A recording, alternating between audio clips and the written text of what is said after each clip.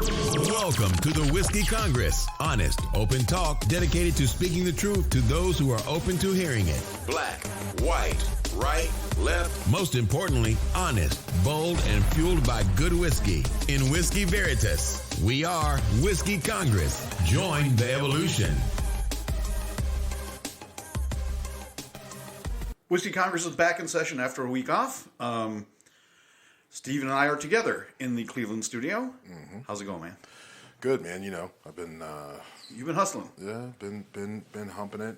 Spent a little time down in Kentucky this week, and great meeting down there, and we've got a long-term project that we're going to be working on down there with Somerset Community College. So I'll be close to our buddy Ben, yeah. Whiskey Ben, who's down there distilling some fine Kentucky bourbon. About an hour plus from him or so, but I'll be spending extended time down there, so he and I will get a chance to link up. So cool. I know he's got some cigars for me, and he's got some Christmas tree Little Debbie snacks for me. All right, I'm not going to out you on the Christmas tree Little Debbie snacks thing, but what? No, never mind. Nothing to say. So yeah, like it was a good meeting. It was it's really great down there, right? Weather's a little bit better than it is here, a little bit milder. Much hillier. Yeah, it was very hilly. You know, like we were down there in the hills of Kentucky, and it was great. The place that we're going to be working, I think they've got, I want to say close to like 100 acres, and we're into 3D printed construction, so we'll be able to actually build out there and not have to worry about pulling permits. They also do some other cool stuff with some stuff that I'm interested in the world of pew pew. So that was cool to see. And then my one guy down there, Seth, my man, had a 69 SS Camaro that he rebuilt with a Z06 Corvette engine in it. Okay. So he and I we quickly became friends between guns and cars and 3D printing and everything else. So it was a great trip. Was it restored like to the original, or was it modernized? It had a 69 shell, right? And everything, like looking at it from the outside, even on the inside, you would think it was like restored original. He's doing some work on the dash because he wants to put in like a flip up like media console. He works in a 3D printing lab, so like to think he's going to ride around with like an old school radio is not acceptable. But it was modernized because, like I said, it had a Corvette Z06 engine in it. I meant more like the interior and the... Yeah, no, like everything on the inside, like I said, like if you just doing a quick once-over, you would think restored original or pretty close to it. Like I said, he's putting in a dash and... I love that idea, taking a fancy old muscle car. That's always been my thing. We've talked about this before. And the purists get really upset. But I'm like, if I'm doing an old Camaro or a Charger or a Challenger or something, like I want to go fast. Like when you saw those cars, they were going fast at that time. Right. And now, like no power steering, no anti-lock brakes, like driving, no air conditioning. Come on, that stuff is. Come on, I'm not doing that. Like, I mean, if you want to be a purist, you're not going to drive your car and you're just going to put it on a trailer to take it around the shows, okay. But when I collect stuff, like I don't collect it to sit there and look at it. Which is why I'm terrible. Like when I drank and collected whiskey, the problem was I drank it because it's good. That's why it's worth something. Cigars, like I will give them more time because I understand they need to sit in the humidor for certain periods of time to kind of get a little bit better. But I smoke my cigars, my Cubans, my one-offs that come out from the different cigar makers. Like I enjoy it, and if I restored an old car, I want to enjoy it because I think it's cool. Cars are cool. Going fast is cool. And so I want to do those things. So fuck yeah, I'm going to modernize it. I'm going to put a Hellcat engine or a Z06 or whatever engine in that old body because that muscle car look is fucking classic and looks great, but that technology sucked. Yeah, exactly. I've told you, my fantasy is to drop a Tesla interior into like an old Monte Carlo or one of those old, I love the old Monte Carlos. Then you go and ruin it with Tesla talk. No, because you hate Elon Musk. I do. I know. Because he's Cobra Commander. Okay. I'm not letting you go on your Elon Musk fuck off rant. Okay. Am I wrong? I'm not doing this.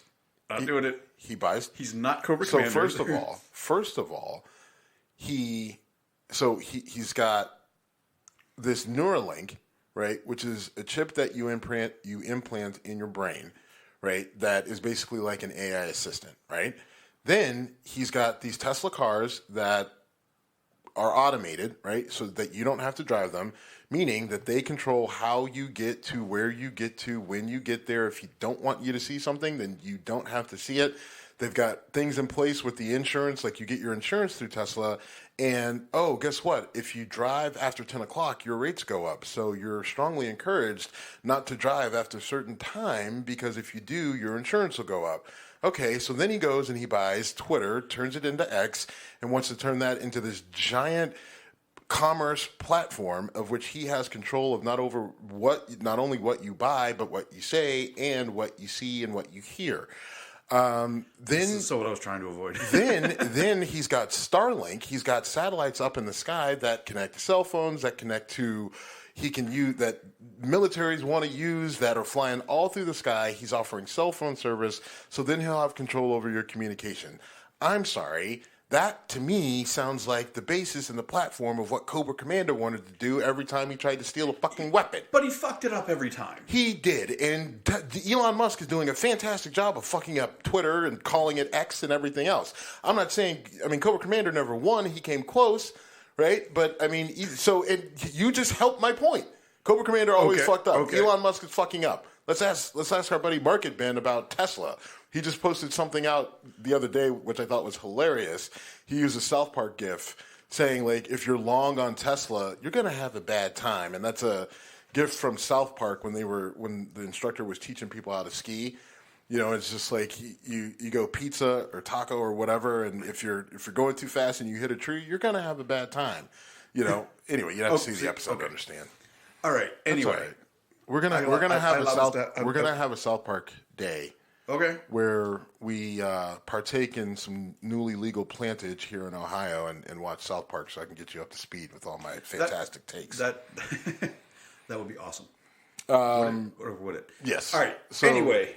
And then there's a South Park episode about when Randy fucked the pangolin in China and started the whole pandemic thing, which is great. That was the pandemic special, and that was one of my favorite episodes yes. ever. I laughed the pangolin? No, I have not. I've never seen a pengolin. But I love when he's trying to pretend to be a scientist. He goes in there and goes, "Someone raped that pangolin?" He goes, "Oh, now it's rape." Yes. All right. And, the rat, Mickey, in China. It was crazy. So we are derailing. Speaking of China. No, we're not derailing. Speaking of China. Huh? Oh, look at this. Like what I did? Little segue from You like Steven. what I did? Little segue from Steven. I set that up. You did, My first South Park reference was intended to be able to set us up to go into this. You're welcome. Well done. Well done. So Biden and Xi met in San Francisco, and this is where Biden does really make me nervous because I've heard mixed things about how the meeting went, but when he's got to speak one-on-one with other world leaders, if he's coherent Joe Biden, he's been around, he's experienced, not so bad. When he ain't coherent Joe Biden, it's fucking ugly. When he's old man Papa Joe. Yeah, and we've all seen, Fox News portrays it like the guy can't walk onto a stage. He's not that bad, but he's had some moments. He shows his age a lot. He does, and I don't know why Mitch McConnell freezes like he does or has done these last few times, but what if something like that happens with Biden in a meeting with Xi, or what if something like that happens with Mitch McConnell and somebody like he's sure. Listen.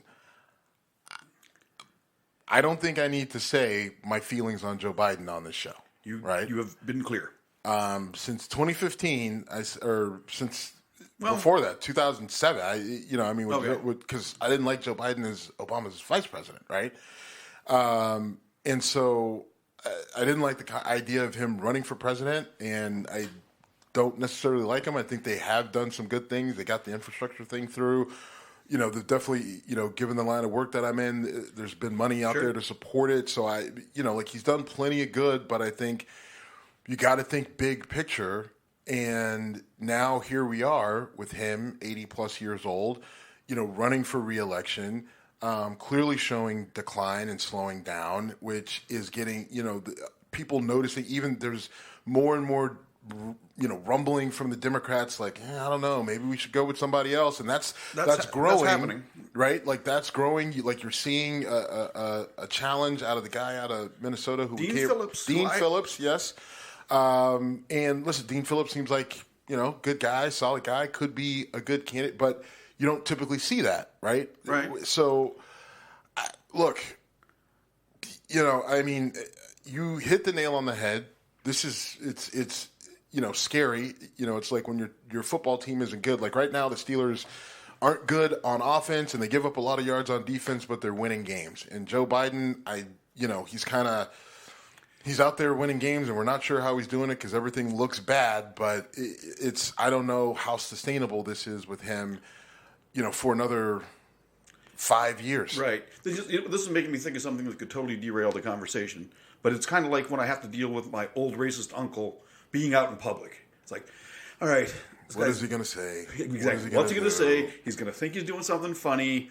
And before he was suffering clear mental decline, he would do things like walk into, Muslim-owned businesses and ask for a pork sandwich. And he thinks it's the funniest thing ever.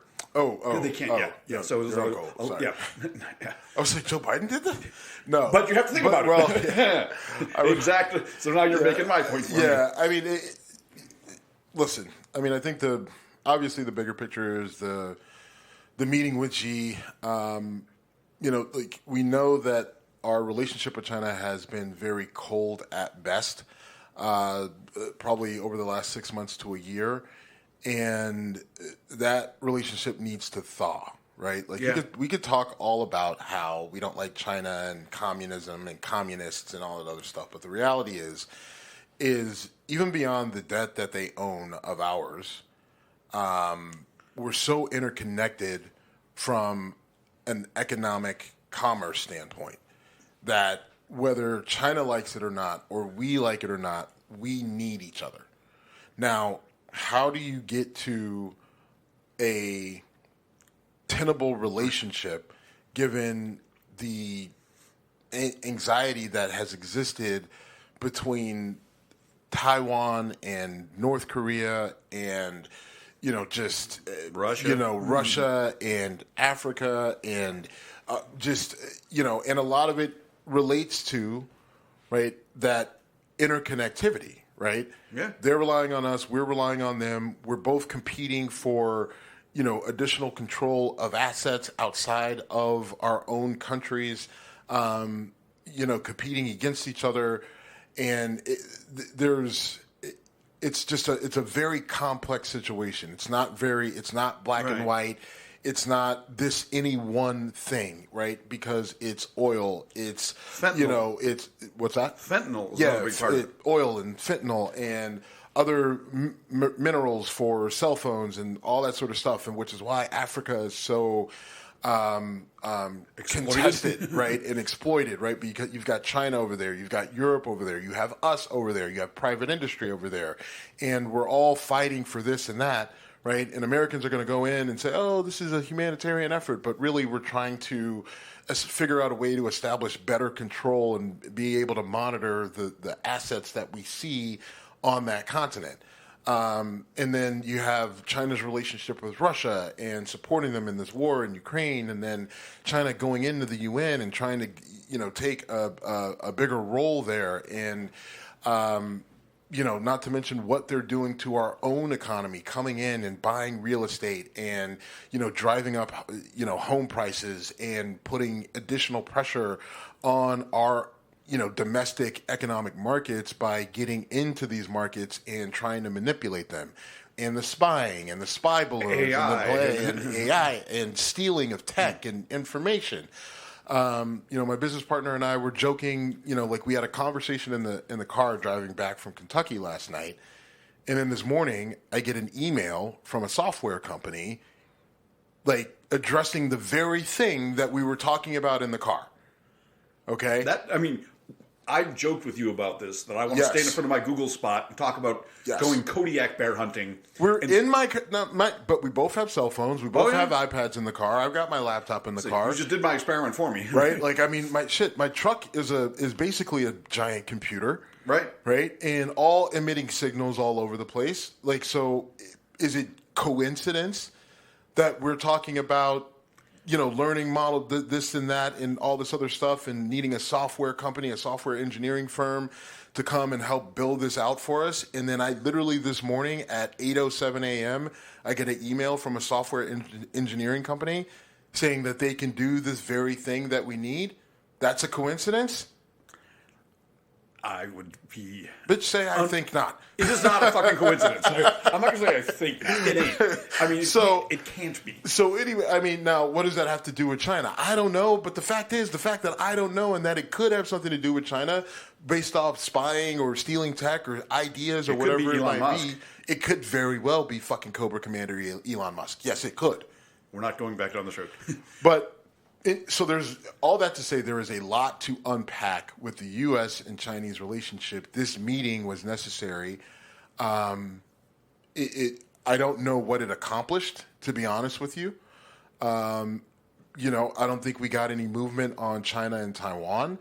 I don't know if we got any movement on, our economic entanglements. I do know that one of the things that came out of this was open lines of communication, right? Biden can call Xi, Xi can call Biden, right? Like, listen, if you call me, I'm going to pick up the phone and we could at least have a discussion. That is good, yeah. Right? Like, if that is what was established, that is good, and we needed that, and that's worthwhile. Beyond that, I don't know what else we want. And listen, to be honest, maybe that's best case scenario, and at minimum, you have to come out with that. Right? And if at minimum you have to come out with that, then mission accomplished, good job, right? But then let's see where the relationship goes, right? And if you needed to come out, if your objective was to come out with establishing an open line of communication between the two countries so that using that, you can then help better this relationship, and Biden executed on that, then thumbs up to Biden. Yeah, I agree. And I agree with the other thing you said is we don't know yet. But communication is always the best option. One of the things that I did give Trump a lot of credit for was having direct communication with North Korea. Because if you're not communicating, that leaves you with sanctions, war, or I don't even know what option C is. All I know is that, especially with Trump and North Korea, the biggest thing that I take from that is that it's given us an opportunity to use a number of different Team America references on the show. Which on the show and not on the show. In and of itself, that's worth it. Right. And it's forced me to go back. It's forced me to go back and watch that movie multiple times. So thank you, Trump, for that. Yes. And I rewatched it the other day and showed you a scene that had me laughing uncontrollably. I love that movie so much. Speaking of Mr. Trump. Fuck yeah. I'm not gonna. If you let me go down this path, it'll go badly. So Trump had a bad week. Not the worst week in politics this week, but a bad fucking week. So Jenna Ellis and Sidney Powell, I don't know how these depositions are getting taped and released. I would have thought. Well, so that is an issue of contention. So these aren't depositions, right? So these are they're called proffer sessions. Is it basically an interview? Yeah, it is an interview, and what it is, it's like, all right, you're going to plead out, and so before this goes final, you're going to lay it all out there, right? This is the deal, but in return for this deal, you need to tell us everything. So that interview, that meeting where the defendant tells everything is called a proffer session. Okay. So these proffer sessions are typically recorded, and for obvious reasons. Now, there's this, everyone's throwing out there, oh, hearsay, blah, blah, blah. Again, these are interview sessions where the defendant spills everything that they know. It doesn't necessarily mean that every single thing that they say will be entered and used as evidence in a trial sort of scenario. Remember, they're pleading out, so they're not going to trial. Right? But this is information that they could use because, again, this is a RICO case, and you've got multiple, it's, conspiracy, so you've got multiple defendants. The one at the top of the pyramid is Donald Trump. So they comb through that and figure out what can they use, right, in this case, to build more of a case against whoever the target is. And again, in this case, it's Donald Trump, right? So people are saying, like, well, they can't use this and they can't use that. Well, not all of it is going to be used. Like, so a lot of the stuff that was leaked is under question whether it can be used against Donald Trump. And I think that, well, one, maybe it can, maybe it can't. I don't even think that's the conversation that you need to be having. Like, because that gets decided by the rules of evidence based on how the information is obtained, yada, yada. I think, as some of this stuff relates to Trump, it may not even be evidence that you use in a trial, but she's saying some of the stuff about it gives you an idea of their mindset in these different situations. So, the big discussion with Jenna Ellis is, at a Christmas party, December 19th, Trump's, vice chief of staff or whatever comes in and basically says, look, I'm paraphrasing, but like under no circumstances are we leaving the White House. It doesn't matter what you say. And Jenna Ellis is like, yeah, but there's no proof that there was any foul play. I don't think you can just stay in just because you disagree. And they're like, well, we're not leaving, so it doesn't matter. And that's coming from the boss himself, Donald Trump, right? Yeah. That's, again, paraphrasing. And, and again, is that information that you use in trial? Is that a crime? Is it damning? Not necessarily, right? And no one's saying that information is going to be used at trial against Donald Trump. But could it be used to show frame of mind, how they were thinking at that time? It could. Maybe it is, maybe it isn't. But at least in the public eye, it tells you, like, where these people are at, right? Where they were trying to go with this, what they were trying to do. And it helps to add another puzzle piece, right? And depending on your... depending on where you fall on the political aisle is, how you will probably dictate how you feel about that information that's presented. Sidney Powell's situation is a little bit different because, she dug in her proffer session that she believed that there was foul play, right, with the election. But we also learned that she knows nothing about election law. She's not sure why Donald Trump picked her.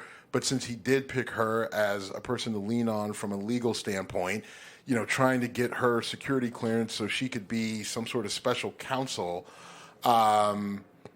she did she basically says, like, look, I don't know shit about this, but, I figured if we could find some proof of, tampering or foul play that we could prove the case of fraud, right? Except for there was no evidence of the foul play or tampering and everything else. And they got dragged in that Dominion lawsuit, and again, they got booted out of every single court that they went into, for lack of standing, not having a case, or just doing everything completely wrong. Like, you had a bunch of non-law educated people submitting these briefs.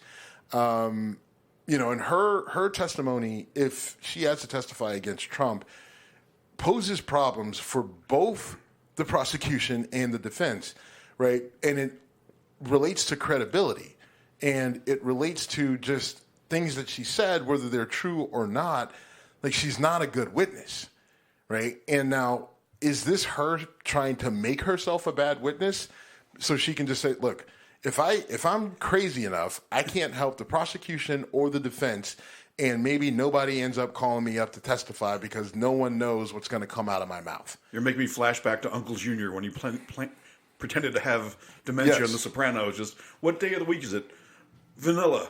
Right. And that could be her play, right? And maybe her best play to basically not, she takes this deal, but you don't want to get yourself in any more trouble. Maybe Trump actually paid her, so he did right by her, so she doesn't want to fuck him. Maybe that, I don't know, but it seems like I think it's more probable that she's probably trying to make herself a bad witness to stay off the stand in a trial situation dealing with Donald Trump. But she could just be flat out fucking crazy. Okay. I don't know. Yeah, I don't either. Right? I didn't, because I'm not a lawyer, so I don't think in terms of making yourself seem like a bad witness. So, you don't want me? I'm crazy. Look at me. Yeah. But but and the reason why I say it is because whether she's trying to do it or not, the reality is she is a bad witness, right? If I'm whether I'm on either side of this, I don't know if I could call her to the stand because as a witness, if I'm putting you on the stand, I am very confident that I know what you're going to say when I ask you the questions that I ask you, right? Chances are I've either had an opportunity to prepare you or prepare for you, but either way, I'm confident that when I ask question A, that I know to some degree what your answer to that question is going to be. With her, I don't think either side feels comfortable that they have that type of control, which means she may never see the stand. And again, I don't know if that's her, strategy and she's, smart as crazy as a fox, or if she's just crazy and she's just a bad witness because she's crazy. I don't know. That's a good call. I wouldn't have thought of it from that angle, but either way, it's not good news for Donald Trump. I mean, shit's coming out. Jenna Ellis does not seem crazy. No, I mean, in the stuff with Jenna Ellis, like we didn't see her full thing. I think she seems like I believe her testimony. I think the bigger thing with Jenna Ellis is what does she actually? She was she was more on the campaign side. What information does she have of value? Well, the thing that they said, we're not leaving no matter what. And that's a big deal because that goes to, okay, we're going to do whatever it takes to stay in power. And does that lead to January 6th? Does it lead to January 6th? Or tampering in Georgia? Right, but that's going to be hard to prove that it led to January 6th, right? Because, like there wasn't, not that we know, maybe there was, but it wasn't, we don't know if it led to January 6th, but we can say that we know that we feel like it did, right? It contributed, but the rebuttal against that is that, he did leave when he was supposed to. He did. Right. Now, there was a whole lot of shit between this party, right, and him leaving, right? And so that's sort of the issue at question, but they could say all they want that they're not going to leave the White House, but they did. Right. And now it leading to January 6th, the waters are very murky, right? Because yes, there were rallies and Trump said, fight like hell and everybody calm down. Country anymore. Right. But does that necessarily mean at any point did he mean for them to charge the Capitol building, kick in the doors, kick in windows, and go after Mike Pence and Nancy Pelosi and everybody else, right? Resulting in that woman getting shot and those police officers getting beaten and some of them dying. You're reminding me of something from back in the Iran-Contra days. I'm going to do the old guy thing on you here, where Ollie North gave a woman a briefcase full of documents that were very incriminating, and told her to throw the briefcase into the Potomac River. His defense was, I told her to throw the briefcase into the river. I never said anything about the contents of the briefcase. It's like, okay, that makes my fondness of Bill Clinton's, it depends on what your definition of is. They're on par. It's I got you. So anyway, all right. So that's, definitely not good for Trump, but it's still just a complete shit show of a situation. I want to throw in one more thing because we've talked about Biden's mental capacity multiple times. I watched Trump give a speech. I watched it today. I think it was a couple of days ago he gave it, where he starts talking about how he's talking about his indictments and how he thinks his parents would be proud of him. He looks up and says, Mom, Dad, are you proud of me? Then he brings up Al Capone. He says, Alphonse Capone, Scarface. He's got a scar from here to here. You don't get that playing tiddlywinks, and he only got indicted once. I've been indicted 4 times, and Al Capone would kill you if you smiled at him wrong. And I'm like, how is this not making everyone at that rally just go, what in the actual fuck are you talking about, you psychopath? Yeah. I wanted to get that in there because it was. Yeah, look, he's also 80 years old, and again, what are we doing in terms of age? Is it ageism? Yes. I don't know if anybody's going to try to cancel me over ageism, given both candidates. But somebody might, and it's just like, go for it. So is your guy. So I don't know what to tell you, or so is the other guy that you want out. Right. And you're claiming that it's because of his age. So and I hate that argument though. That your guy sucks too. Okay, if they both suck, let's do something better. Yes. So shutdown delayed. We kicked the can down the road. Yeah, and then they I was listening to this and they kept calling it like this innovative solution because it's a 2-part thing. And Mike, oh my God, Mike Johnson. Yeah. Okay. Look, yeah, it's a different type of continuing resolution, but it's still just like you said, kicking the can down the road.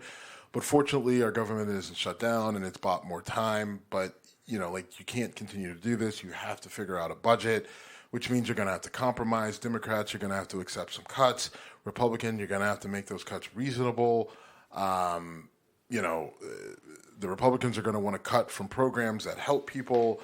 Democrats are going to want to cut from military, raise taxes more. Defense budget, raise taxes, everything else. So there's got to be some sort of compromise. Like the only way that this gets resolved is everybody being unhappy in the end, right? Like that's the only way that it gets resolved, and no one's willing to accept that.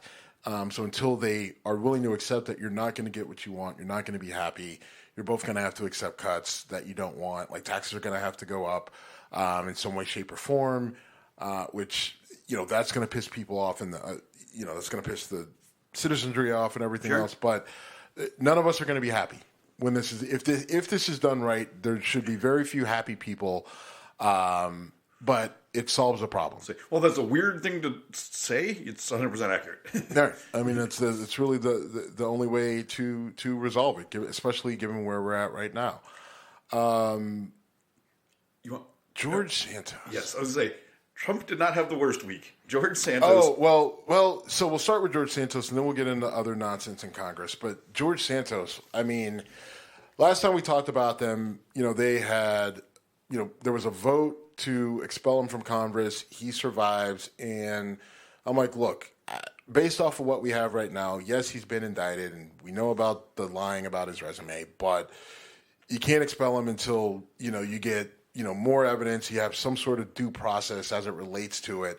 At least I did say let the ethics committee finish their investigation. Oh, well, they did. Oh, this guy. I mean, we knew his background was bullshit, but they're saying look, he just flat out made shit up. He never worked at these places. He told his staff he owned a Maserati. He never owned a Maserati. It's lavish trips to Atlantic City, Jim. Yes, because if you've been to Atlantic City, lavish is the first word that comes to mind. Right. And Vegas. But he's those trips to Vegas and the lavish trips were paid for with donor money. Yes. Campaign donor. That's illegal as fuck. Yes. I mean, he, writing loans from, his companies to himself, cashing them out. Putting his companies in, hiring his own companies to his campaign and then cashing in on those to the tune of like $200,000. Paying for OnlyFans through campaign funds. Buying, going to Botox. Yeah, Botox injections. Buying, fancy accessories and luxury clothes and all this other shit, all with campaign money. And they're saying there's more fraud. They turned over crime to the DOJ, I'm guessing? Yeah, to the Department of Justice. Just really, really ugly stuff. And said to the point where even his own staff said he lies so much that they asked him to go get help. Just a mess to the point where it was obvious through this investigation that look, this guy is not fit to be a congressman. Now, George Santos' response was, well, that was biased, but I won't run again if you guys are going to be jerks about it, right? It's just insane how unbelievably unself-aware he is. But it looks like they're going to have another vote on expelling him sometime this month. And we're already at November 17th, so it seems like they're going to hurry that through. Ticking. And all the talk about, Republicans wanting to keep him in because they needed that extra seat. The fact that they're just whoa, okay, the fuck stink that. on this guy is so bad. We can't do it. I mean, that's a hell of a flip. And I mean, I'll eat crow on it. Not completely though, because I did say due process, and I think an ethics committee investigation is that. You have the whole process with his indictments. And I think, look, that has to be taken under consideration. But now I think you've got enough to say, like, look, this guy got to go. I've known a handful of compulsive liars in my life, and they have a pattern. There's a style of the way they say things, and it's always they're the victim. They're being persecuted. They're always and this is exactly that pattern. It's just I haven't seen it unfolding on this in stage, Congress, right? On this stage, on this type of platform. It's crazy. So look, it's I've George Santos, get out, right? Bob Menendez, go, right? Like I don't have an issue with seeing these people leave. I think we do want to just make sure that we have something to stand on when we do it. Sure. And we're not just booting people because, we don't like them or they say things that we don't like. But when you've got, now, mounting evidence of like literally lies, treachery, and deceit, then, I think we gotta make a move. Yeah. Right. Yeah. And as Menendez, I don't know what his due process status is. I was one of the first ones saying, due process be damned when I'm talking about Menendez, just like, get your shit together, dude, because you got stuff going on and it's hurting your country and your party. Now, look, I think should Democrats put pressure on Menendez to resign? Sure. I think so. Will they? Are they? No, not really. And, arguably other, bigger fish to fry. But I don't want Menendez hanging out there like we're not going to acknowledge it given, he's not that far off. George Santos is a special breed of ridiculous. But Bob Menendez just being, this bumbling idiot just trying to get, he reminds you of the caricature of the fat politician with money and gold coming out of his pockets. And, the imagery of loan, it's like, get this guy the fuck out of here. And I want to stay true to the idea of giving people due process, but there's got to be something with just egregious behavior like this. And I think the solution is, individual parties put pressure on your people and get them out of there. But, we'll see where it goes. Hopefully Congress does the right thing, at least with Santos, and punts them. Anything else with Congress this week you want to talk about? Speaking of bad behavior at Congress, these fucking people. So Kevin McCarthy, our former Speaker of the House, gets ousted by, the whatever, sketchy eight or whatever they're calling them, led by Matt Gaetz. And Matt Gaetz goes, and he's got his 8 Republicans, and then he goes to the Democrats, and Democrats are like, hey, we don't mind making a mess of things. We'll vote with you. So they all vote. They get the vote. Out goes McCarthy. In comes Mike Johnson. McCarthy is bitter. And so apparently the other day, Kevin McCarthy is walking down the hallway, and then he elbows Tim Burchett, who is, I think, a congressman out of Florida, maybe. Elbows him in the back, and then they have an exchange, and this is caught on camera. And I haven't seen this one. Yeah, Burchett. Is it blatant? I don't know. Because they're focused on Burchett, and then McCarthy obviously walks by. Burchett looks at him, says something to him off camera, and then they have an exchange back and forth. Burchett calls McCarthy pathetic, and they're yelling, shouting back and forth down the halls of Congress. It literally looked like something out of WWE. Right, it looks like a Vince McMahon production. When I get you in the ring, you're meat. Yeah, it was just not even that. Just this back and forth. What are you gonna do about it, man? What are you gonna do about it? Oh man, I did your mother last night. Oh man, yeah, good joke, you small dude. Blah blah blah. It's ridiculous. And McCarthy's bitter because he gets ousted, and Burchett is one of the people who voted against him, and. I think McCarthy, if he did truly elbow him, is showing his true colors. Shit that we've said about him before that, he's a that's a pussy move, right? Oh, you're walking by, I'm going to elbow you in the back. It's like that thing in high school when you're trying to start a little trouble but don't really want it, so you shoulder bump someone and just keep on walking. And you keep on scurrying it along, and McCarthy, there's plenty of people between them, so McCarthy's like, oh, what are you going to do about it, huh? And there's 8 people between them, so yeah, I'm sure you wanted all the smoke, Kevin. But that's not the main event. No. So, we'll do these in order of dramatics. So then you had Jared Moskowitz and James Comer in this back and forth. Now they're talking about Biden loaning his brother money, right? And then Comer is saying that's evidence of money laundering and fraud and corruption, right? And Jared Moskowitz points out to Comer, like, hey, you gave your brother a loan for $200,000. How is that any different than Biden giving his brother a loan for $200,000? And they get into a back and forth. Comer calls Moskowitz, says he looks like a Smurf. And then they just start talking over each other, and it literally sounds like a clip from political fighting in a South Park episode. It's ridiculous, like the way that these people are acting, right? And like, look, this is our Congress. These are now Comer and Moskowitz are on opposite. One's a Democrat, one's a Republican, but Burchett and McCarthy are both Republicans, right? So. But those two things weren't even the most ridiculous, right? The most ridiculous happens on the Senate on the Senate side, Senate chamber, where you've got Mark Wayne Mullen of Oklahoma, and yes, his first name is Mark Wayne, all one word. Okay, I did Mullen, bigger guy, thicker neck type, blue collar looking guy, and he literally challenges the Teamsters president Sean O'Brien to a fight.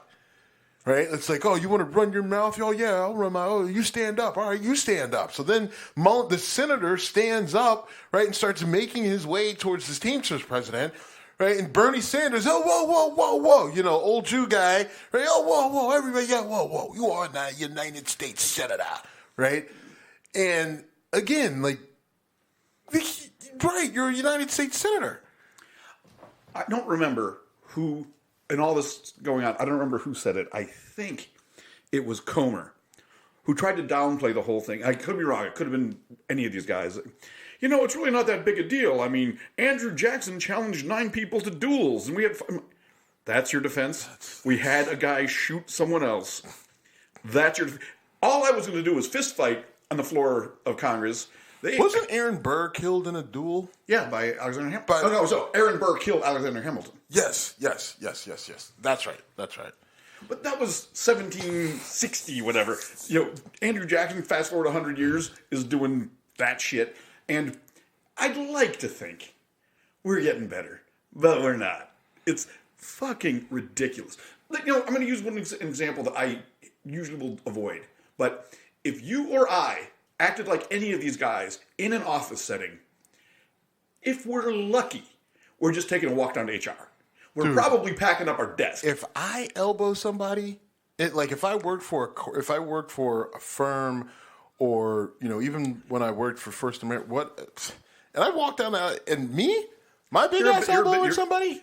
You're trying to light somebody up, but I'm assuming this was like a chicken even wing. Still, you have felt me jokingly tap you before, and me going a little harder than I intended to, right? In an office setting. By the way, I'd like to see an HR. Whiskey Congress HR. See me after the show. Yeah, I'm pretty sure it's in that harp glass. It's a Guinness glass. It's a harp. Is that not a harp on the back of the glass? It's the symbol for Guinness, which is what is written. What is it? And we're not okay. That symbol is a harp. It's a Guinness glass. Thank you. We're being productive now. You know what? Go ahead. Yeah. I'll be a huckleberry.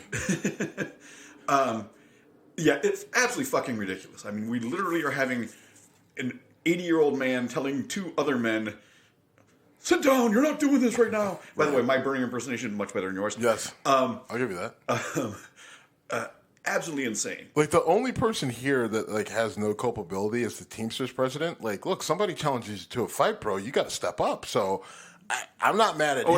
And by the way, that guy's probably fought a few times in his life. He's always a big dude. Now, the other dude was a big dude. Although I think Mark Wayne Mullen, I think he's got an MMA background. So I don't know. That would have been an interesting fight to play out.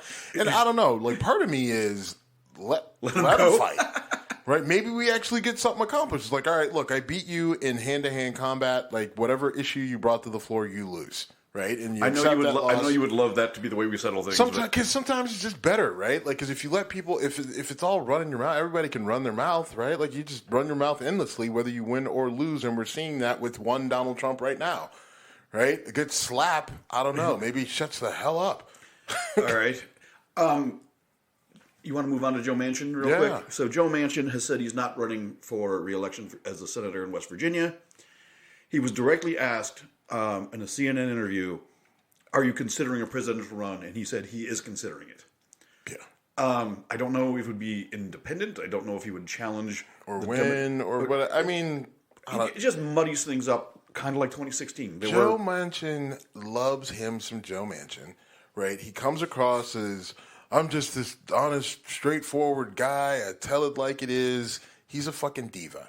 He likes the attention, right? He thought that he had the keys to the castle and everything, and he was going to be the Speaker of the House, and then Speaker.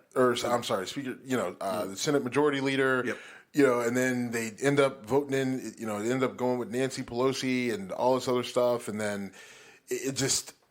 Not Nancy Pelosi. I'm sorry, Chuck Schumer, yes. And then it just like his importance, especially when they got a little bit of separation in the Senate, like kind of diminishes. So now he's got to rely on Kristen Sinema, but then Kristen Sinema goes off because nobody likes her because she's, flaky and whatever. Mm-hmm. And so then his impact is minimized.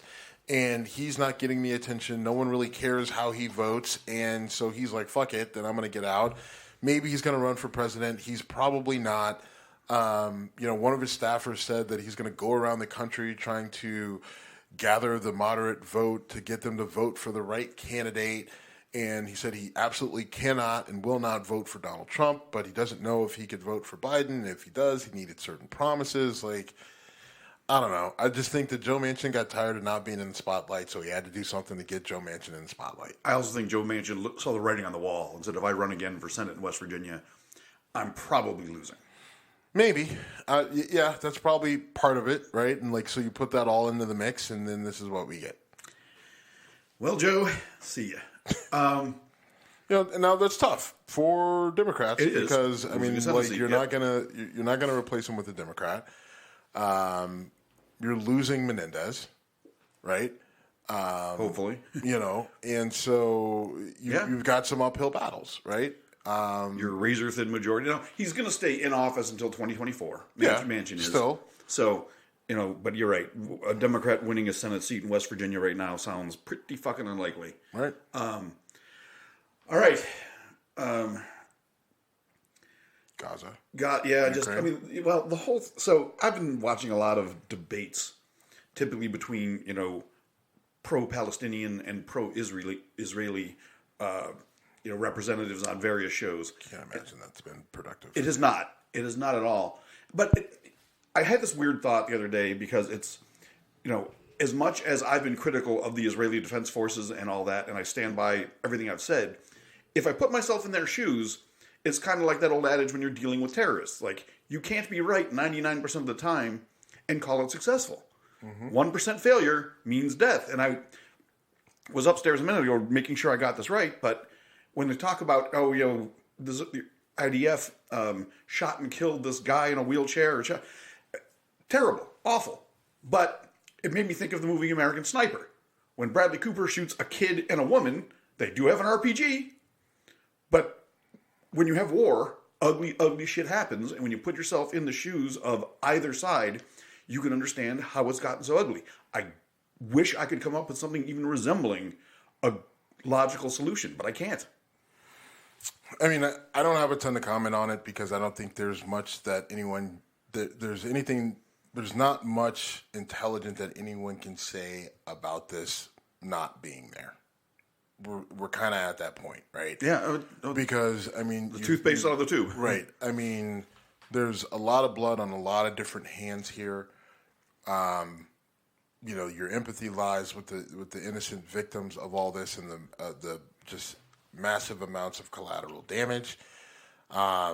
You've got Hamas as a terrorist organization. You've got, the Israeli government that is just going in and saying, fuck all. We're going to basically raise it to the ground. And, look, can you blame Israelis for being defensive? Can you blame Palestinians for wanting independence and freedom? Nope. And I don't have anything to add to this There's nothing that I could say that I think enhances the conversation. I think saying, too much more just is kind of foolish, in my opinion. I think, and that's what I think of a lot of the people who are constantly commenting on it, from a distance and, just kind of lobbing shots back and forth. And look, I think we need to be talking about solutions, but again, it's beyond my ability to problem solve. Mine as well. And apparently it's also beyond everyone else's because no one's coming up with shit. And maybe that's part of the problem, right? It's just like, I don't know what to do, and it's just, we'll leave it up to the people on the ground, and leaving it up to the people on the ground there, this is the result. U.S., if you're not going to go in and help to stop this, right, then... And is that even an option? No. If we put our soldiers there, they're going to be targets too. It's not an option. Under any circumstances, it's an option. We can't. Right, we're going to throw ourselves in the middle of the Middle East, and it's just us and Israel like that. No. Like that. You want to talk about World War III? That's 3, 4, 5, and 6. And then what about the innocent people in Gaza? I can't. Not with this. I think Ukraine. We're at that. We're at a point now. Like, we're approaching 2 years, right? Yeah, with this February. And going on way longer than anybody thought by a lot, and it's ugly and it's dragging on. And I saw something coming out of the Ukrainian side saying we're at an impasse, and this is kind of where we're at. And so if Vladimir Putin isn't really trying to figure out an out, and he's just going to keep going forward until he crushes Ukraine, and Ukraine just refuses to give up fighting, and they're doing a decent job of it, then I don't know what the solution is, right? The only solution I see for Russia and Ukraine is Putin being overthrown. We said that a year and a half ago. Yeah. That's but maybe because the only thing is with Putin getting overthrown, who's overthrowing him? Right? Also very valid. Right? Is it somebody that thinks that they got a better plan to end this war in terms of, more aggression towards Ukraine? Or is it somebody that wants to get him out of this all the way and just says, all right, let's figure out a way to peacefully withdraw everybody and, hey, sorry, we'll do better. I don't know. Meet the new boss, same as the old boss. It could be. I don't know. So even Putin being removed from the picture may not provide the solution that we think. Right. Agreed. Okay, so there's us providing right. us providing nothing. Right. And it just, I think that at some point you have to acknowledge that as two people from the very far outside looking in, Sure. You can try to provide, at some point you have to recognize that you're not bringing value by talking about something. I don't want to avoid it, but at the same time, guys, sometimes I just reach a capacity point, and I don't want to just regurgitate other stuff that people are saying, and I don't want to make shit up. And if we're talking about it, I want to bring value to it. And I don't think it brings any value other than to remind people to be human and decent about this. It's still going on. Look at Ukraine has been kicked down the news cycle by George Santos. And this in the U.S. I'm sure in Europe it's a different... part of it, some of this fatigue has been going on for, close to 2 years. Continuing to talk about it, it's just like, look, if they're going to keep doing it, I don't know. I feel inappropriate not acknowledging that this is happening, but I'm also going to say, I don't have anything of value to offer. Yep. Domestically, I wanted to talk about this. So the FCC passed a new rule that will, people like conservatives and the right are posting it as FCC has taken over the internet, right? But what this rule is that it allows for the FCC to look at broadband companies in terms of providing access to broadband and internet to underserved communities. Now, most of that is going to be targeted at black people of color, communities of color that are that don't make money, right? Low income communities of color, poor communities, poor black communities, however you want to describe it.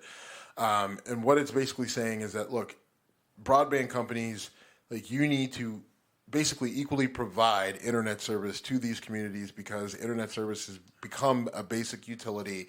And if you're not putting in the investment and the infrastructure for internet and broadband in these communities, then you can be forced to through civil action, basically saying that by not providing utilities and denying it because of income and racial demographic, that you could be held liable. Now, look, on the surface, it sounds like this is a good thing, providing internet to these underserved communities, and it is. The question will become, if you're saying the internet is a basic utility and that it must be provided to these to these communities, whether they can afford it or not, and then what level of control does that give you then? Because it's considered a necessity and a basic utility, and the government has control to make sure that people have it. Then do they control content? Do they control what you can absorb and consume?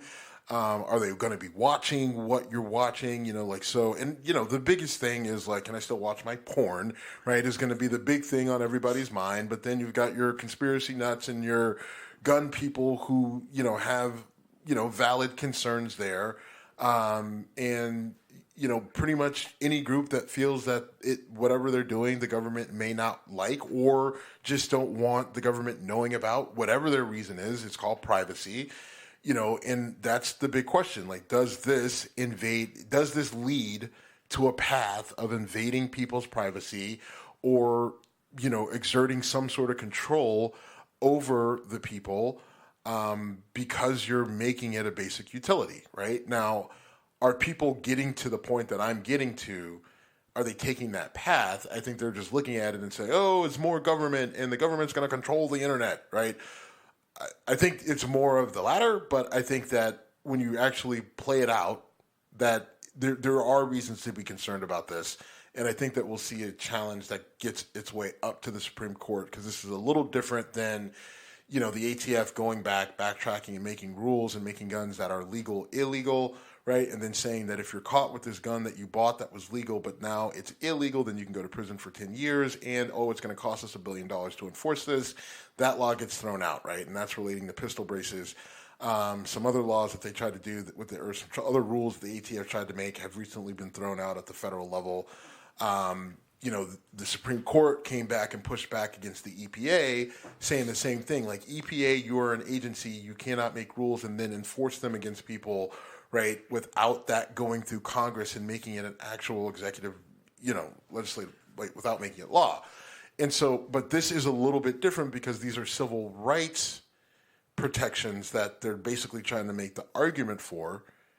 And so the FCC is a regulatory agency, not an enforcement agency. Yeah, so I know. It's a bit different. It's different, right? There's a lot of differentiators here, which is why I think that this could end up in front of the Supreme Court. And I honestly am not sure where it goes, right? I haven't dug in and looked at it and compared case law, so I'm not giving you a actual legal analysis, but I'm just saying the path where I could see this going is what I previously just said.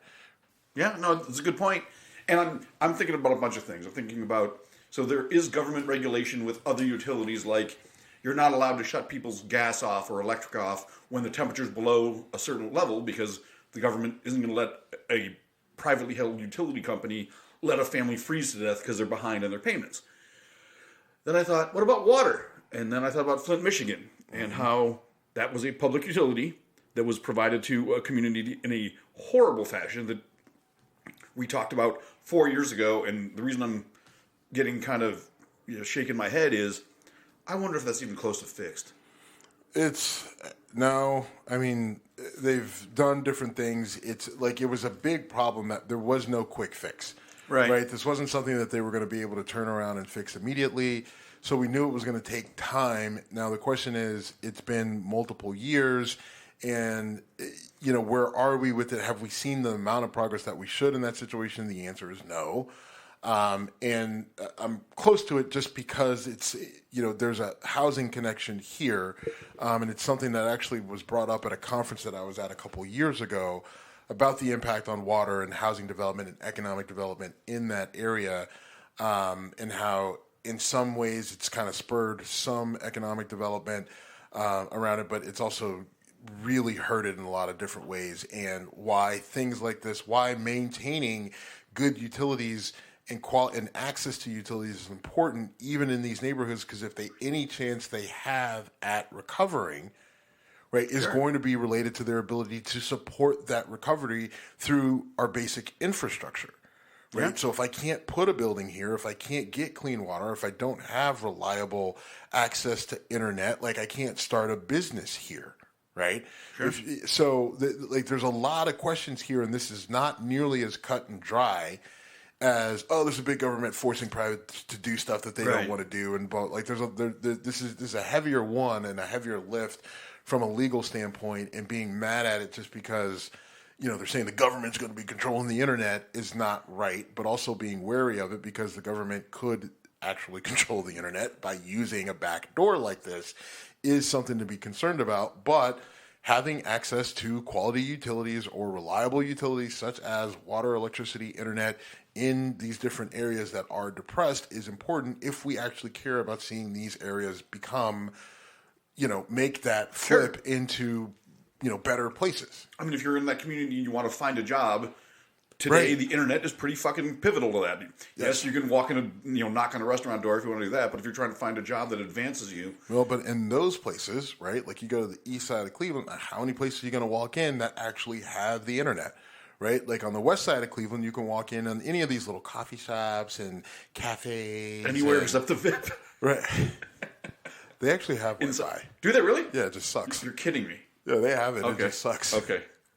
I've never even tried the inside baseball stuff. I think I actually had to show Marty how to reset the internet one day. I apologize to the listeners. It's a bit of inside baseball stuff, but trust me, it's funny. Yeah. But yeah, even those dipshits have the internet. Wow. I've never even asked. Yeah, I'm amazed they have a functional fryer. Years ago, I made a joke about it, and the bartender was like, "Yeah, we have internet. Like, what do you think this is?" I'm like, "The VIP." I'll tell you exactly what it is. Right, and so she gives me the password. I'm like, "Oh shit!" But it's real spotty, and it doesn't always work. I'm hoping the password wasn't something racist. It wasn't, but you had to think about it. I did because it's anyway. The place. All right.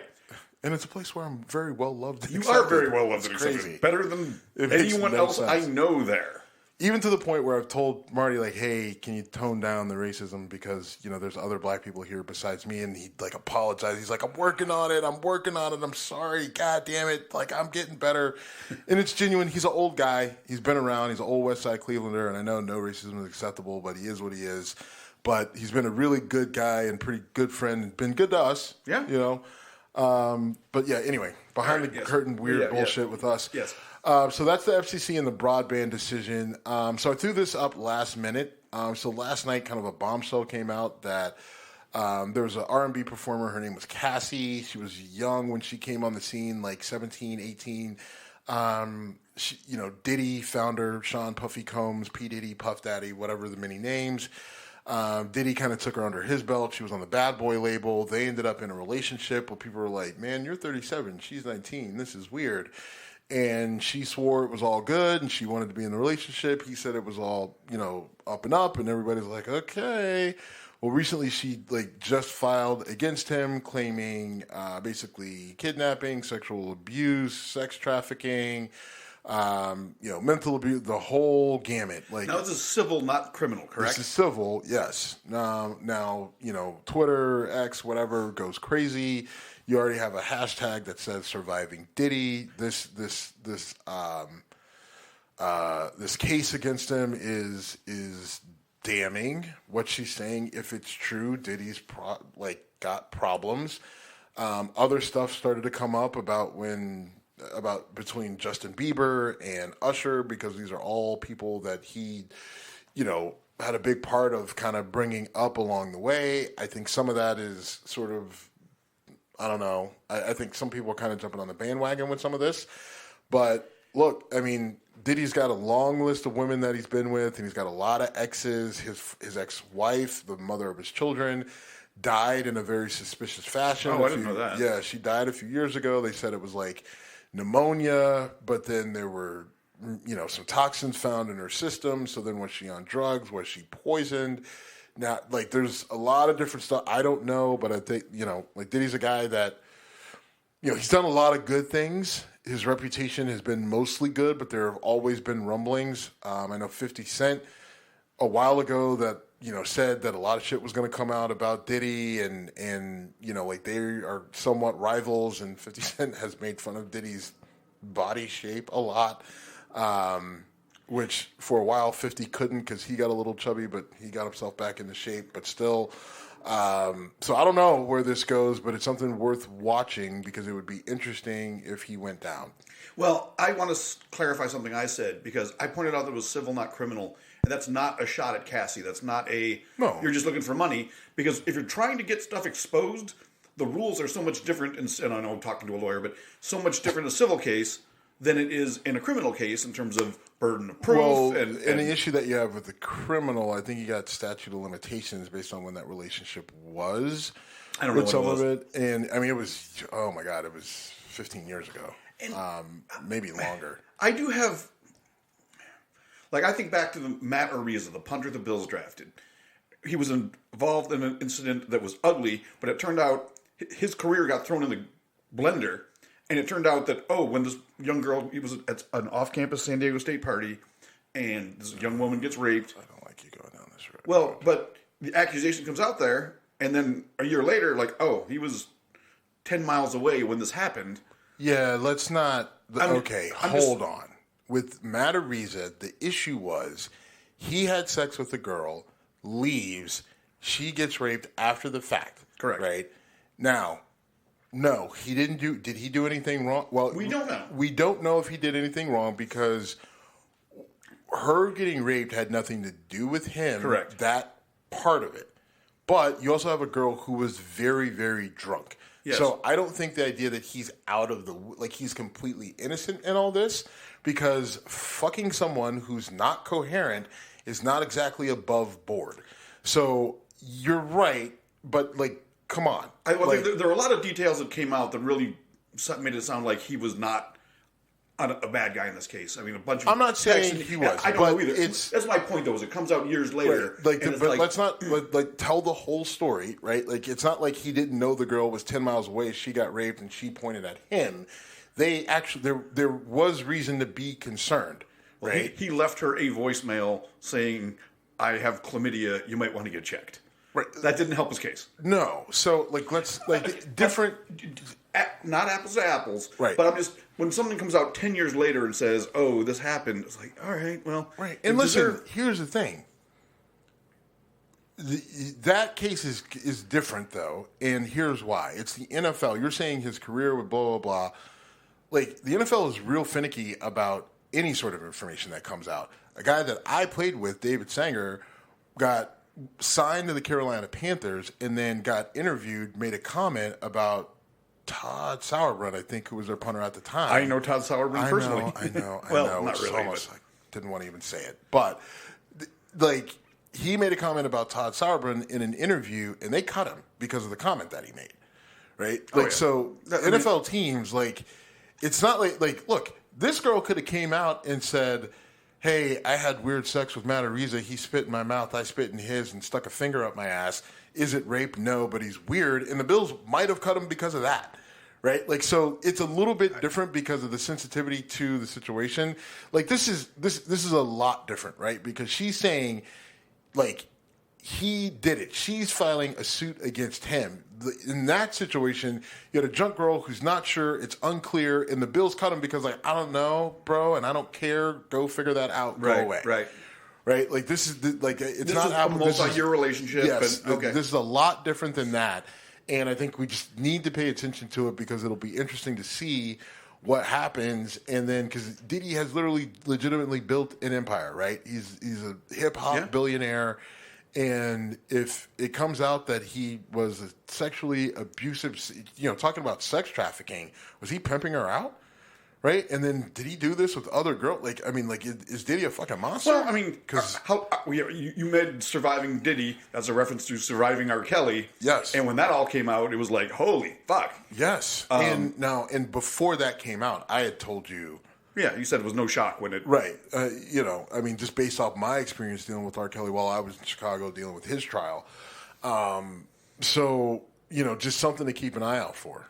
Yeah, well, the story will develop. Yeah. All right, we should probably wrap this up. Yep. Real quickly, the Michigan football program had Harbaugh suspended for 3 games of sideline time, but not. Yeah, I almost Does it feel weak? Let's not bring only because I think there's a lot of talk to talk about with this, with James Madison not being able to play in a bowl game, and I really have to go because I have to make a call. So we'll talk more sports next time. Maybe we'll do a little bit of sports talk this weekend and get that released. But go do your thing. Good seeing you, man. And we are done.